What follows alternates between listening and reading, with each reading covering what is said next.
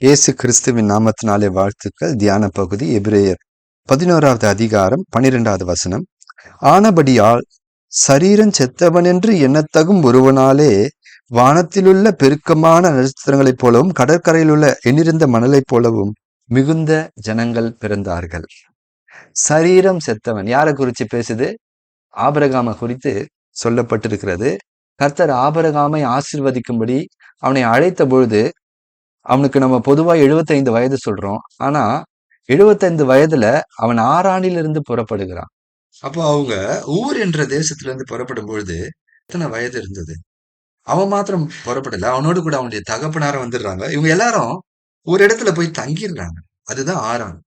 அந்த ஆரானை விட்டு புறப்படும் பொழுது அவன் 75 வயதுள்ளவனா இருக்கிறான். அப்போ கிட்டத்தட்ட ஆபிரகாமுக்கு 70 வயது இருக்கும் அப்படின்னு சொல்லி சொல்றாங்க. பாருங்க, இப்ப இந்த கர்த்தருடைய வாக்கு தத்தத்தை அவன் நம்பி அவன் விசுவாசித்து புறப்படுகிறான். கணவனும் மனைவியாக அங்க இருந்து புறப்பட்டு போறாங்க. கர்த்தர் என்ன வாக்கு பண்ணியிருக்காரு? நான் உனக்கு பிள்ளைய கொடுப்பேன். இப்போ ஒரு உதாரணமா எடுத்துக்கிட்டோம் அப்படின்னா, 2 பேருக்கு பிள்ளை இல்லை அப்படின்னும் பொழுது இந்த காலகட்டத்துல நம்ம உடனே என்ன பண்றோம் அப்படின்னா, மருத்துவர் இடத்துல போய் ஆலோசனை செய்கிறோம். சில குறைபாடுகள் இருக்கலாம். சில நேரங்களில் பார்த்தீங்கன்னா மருத்துவர்கள் அதற்குரிய மருந்து மாத்திரைகளை நமக்கு கொடுத்து அதை ஒரு ட்ரீட்மெண்ட்னு சொல்லி இதை நீங்க எடுங்க அப்படின்னு சொல்லுவாங்க. இப்போ நம்ம அந்த மருந்து மாத்திரைகளை நம்ம எடுக்கும்பொழுது ஆட்டோமேட்டிக்கா நமக்குள்ள ஒரு நம்பிக்கை, இந்த மருந்து மாத்திரைகள் மூலமாக நம்ம வாழ்க்கையில ஒரு நன்மை நடக்கும், கர்த்தர் நமக்கு ஒரு பிள்ளையை கொடுப்பாரு, நம்முடைய சரீரத்துல இருக்கிற அந்த பலவீனங்கள் மாறும் அப்படின்னு சொல்லி ஒரு நம்பிக்கையில நம்ம அதற்காக முயற்சி செய்கிறோம். அப்போ ஒரு எதிர்பார்ப்பு உண்டாகும். அதே போல ஆபிரகாமுக்கு கர்த்தரே வாக்கு கொடுத்துட்டாரு, நான் உனக்கு பிள்ளைய கொடுப்பேன், உன் சந்ததிய இப்படியே ஆசீர்வதிப்பேன். இப்போ ஆபிரகாமுடைய எதிர்பார்ப்பு எப்படி இருக்கும் அப்படின்னா, ஒவ்வொரு மாதமும் இந்த மாதம் எனக்கு பிள்ளை இருக்குமா?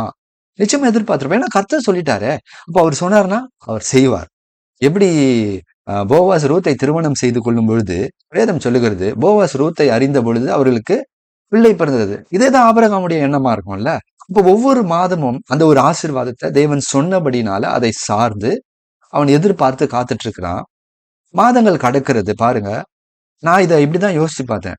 இந்த மாதம் எதிர்பார்த்திருப்பான், ஓ இந்த மாதம் இல்லையா, இப்போ ஆண்டவர் கொடுப்பார் அப்படின்ற ஒரு நம்பிக்கை. இப்படியாக மாதங்கள் வருஷங்கள் கடந்தது. அதை நான் சும்மா ஒரு கணக்கு போட்டு பார்த்தேன், தோராயமா எவ்வளவு கடந்திருக்கும் அப்படின்னா 25 வருடம். இப்போ ஒரு வருஷத்துக்கு 12 மாதங்கள் எடுத்துக்கிட்டோம் அப்படின்னா 25 வருடத்துக்கு அதை கால்குலேட் பண்ணும்பொழுது, கணக்கு போடும்பொழுது கிட்டத்தட்ட 300 மாதங்கள் கணக்கு வருகிறது. இப்போ என்னுடைய கணக்கின்படி ஆபிரகாம் விசுவாசிக்கிறான். ஏன்னா ஒரு இடத்துல, ஆண்டவரே நீங்க என்ன ஆசீர்வதிப்பேன்னு சொல்றீங்க, கேடகம்னு சொல்றீங்க, பலனா இருப்பீங்கன்னு சொல்றீங்க, ஆனா இந்த எலியேசர் என்னுடைய வீட்டு விசாரணை கர்த்தரா இருக்காங்க, எனக்கு பிள்ளை இல்லைன்னு சொல்லும்போது அங்க கூட ஆண்டவர் திருப்பி அவனை வெளியே அழைத்து வானத்து நட்சத்திரங்களை பார்த்து இது போல உன் சந்ததி ஆசீர்வதிப்பேன்ட்டு திருப்பி ரீகன்ஃபார்ம் பண்றார். ஆண்டவரை நம்பி இருக்கிறான். 300 மாதங்கள் கடந்தது, எதுவுமே நடக்கல. அதாவது இப்படி சொல்லலாம்ல, 300 டைம்ஸ் ஆண்டவர் சொன்ன வார்த்தையை எதிர்பார்த்து அந்த இடத்துல அது நடக்கலன்னும் போது அது ஒரு கைண்ட் ஆஃப் ஃபெயிலியர் அப்படின்னு வச்சுக்கோங்களேன், ஃபெயில்டு அப்படின்னு வச்சுக்கோங்களேன். இப்ப 301வது தடவை ஆபிரகாமுக்கு 99 வயதான பொழுது கர்த்தர் சொல்றாரு, ஆபிரகாமே நான் உனக்கு ஒரு குமாரனை கொடுப்பேன், உன் சந்ததியை ஆசீர்வதிப்பேன். பாருங்க, ஆச்சரியமான விஷயம் என்னன்னா 300 தடவை ஃபெயில் ஆனாலும் 301வது தடவை மறுபடியும் ஆண்டவர் வந்து அவனோடு பேசினா ஆபிரகாம் அதை நம்புறான். எப்படி சொல்லியிருப்பான், ஆண்டவரே 301வது தடவைல எத்தனை தடவை ஆனாலும் நீங்க சொன்னீங்கன்னா அது நடக்கும், நான் விசுவாசிக்கிறேன், நம்புகிறேன். நம்முடைய வாழ்க்கையில சில காரியங்களை நம்ம முயற்சி செய்வோம், முயற்சி உடனே அது நமக்கு நடக்காம போகலாம். அந்த நேரத்துக்கு அது ஃபெயிலியரை போல தோன்றலாம், ஆனா அது ஃபெயிலியர் கிடையாது. அது நம்மை உருவாக்குகிற ஒரு நாட்கள், நம்மளை பலப்படுத்துகிற ஒரு நாட்கள். தேவன் நமக்கு சொன்னதை அவர் நிச்சயமாய் செய்வார் என்ற நம்பிக்கை நமக்குள்ள உருவாக வேண்டும்.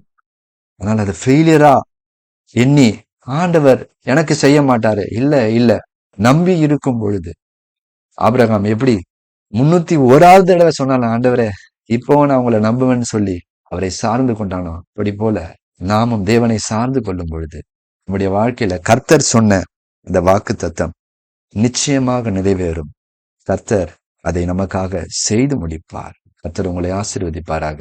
ஆமேன், ஆமேன்.